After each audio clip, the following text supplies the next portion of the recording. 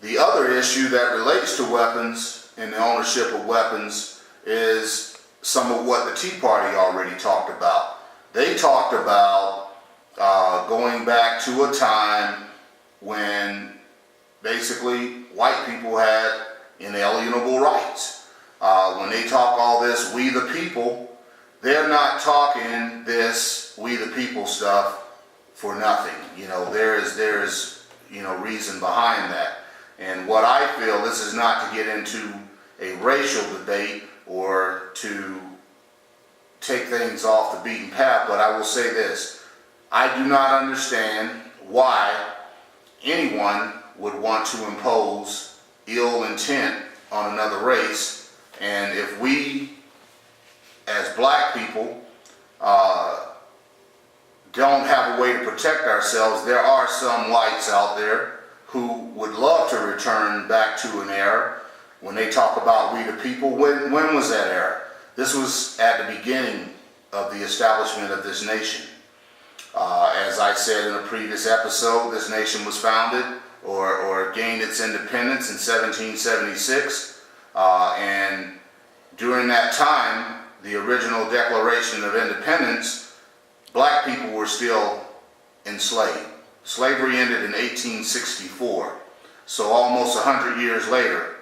So during the time of when whites refer to as "we," when they're stating "we the people" anyway, and black people are supporting this, black people such as Allen West, who is a former congressman in Florida, my home state, has the audacity to support a group that would suggest that they want things to return to an era when black people had zero rights. The original Declaration did not have any provisions for black people. It did not take in consideration black people's views. Black people were not considered as humans at that time. We were still considered as undomesticated, no higher ranking than a farm animal. And so what I think is, if those individuals who would wish ill intent on another race and think that black people are going to be victims and stand by when they're going out making these mass weapon purchases and so forth, if you think for 1 second that I, as a black man, I would stand by and not defend myself, then you're sadly mistaken. I think that there are many of my sisters and brothers, the majority of my sisters and brothers, would feel the same way. I am not advocating violence, but I'm keeping it real. As I said, this is the family. I'm going to talk about things that are going to piss some people off, but the reality behind it is stuff that we need to discuss. So let me recap real quick. Bottom line, Tea Party. If you or any of your associates think for 1 second that you're going to go back to an era where education, accomplishments on whoever's part, that doesn't count, that those individuals are basically going to be subject to you simply because of the color of your skin, you want to return to an era where when this country was founded, it was founded on those principles. Some people say the Constitution is a perfect document. It should not be modified in any sense. The Constitution has a lot of great provisions. However, it was penned and drafted during a time when our landscape was totally different than it is today, thank God. And so I understand that, as I also spoke about in the very first episode, people being at the top of the food chain. That is a great position to be in. But this country is big enough, and white people, you have to learn to share. You have to learn that there's enough to go around. If you think that it is acceptable that you want to return to an era where black people are beneath you, where black people have no rights, black people are just simply your property, that is never going to happen. It's never going to happen.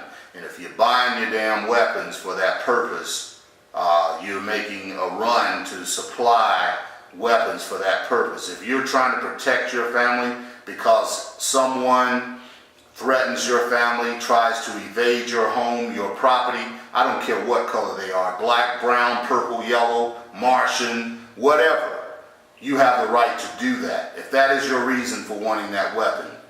But you need not think that black people don't see that your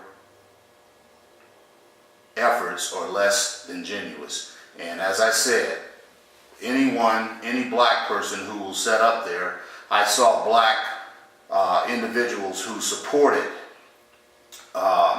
some of the things that were being said on some of the networks as to Trayvon Martin again, talking about how ignorant black people are, and we're unrealistic and so forth. And I think it's sad. My cousin and I, we often talk about there has to be a farm somewhere. We call it the "You're Up Next Nigga" farm. And so it's amazing that Fox News especially can always find a black person to come and talk on an issue or speak on an issue and take the position that a white person would take and say, and be condescending to their own race. Now, it's just like what we talked about as far as the N-word. We have to keep it real. We have to keep it real. There is dialogue that needs to be had. And so never, never, never, never do we need to, as black people, turn our eye and be ignorant to what's going on around us. Now, as I said previously, I have great white friends, great black friends, great Latino friends. So I don't see color. You may think after my last little exchange here that I am a racist. I am not a racist. I love all people, but I am smart enough, and I realize that some people, they have ill intent, and we do not need to support any of those efforts. We do not need to turn a blind eye. And let's go on and continue on with this subject. If you think I'm lying, then black people, how many lottery tickets have you bought? Is there a conspiracy behind the lottery? So let's springboard into that issue. I feel that there is 1,000%, there is 1,000% a conspiracy behind the lottery. Have you ever noticed that most of the winners of the lottery, or the Powerball especially, are from little small towns that the population is normally less than 10,000. There's one store that sells lottery tickets. Have you seen any winners out of Chicago? I haven't, not that I can recall. If there has been, it hasn't been recently. We just recently had, however, a $448 million jackpot, excuse me, and there were 3 winning tickets, 1 in Minnesota and 2 in New Jersey. And so I think it's kind of ironic. If the lottery is random, it's ironic at least that normally the winners are in states and areas where there is some type of tragedy. So you had Sandy and New Jersey, and of course they're trying to rebuild. So it's a good thing that that money is circulating in that community. However, this is putting the Lottery Commission on notice. This is a phantom, and I'm going to tell you people at the Lottery Commission across this country, I have played the lottery for 20 years. My wife has played the lottery for 20 years.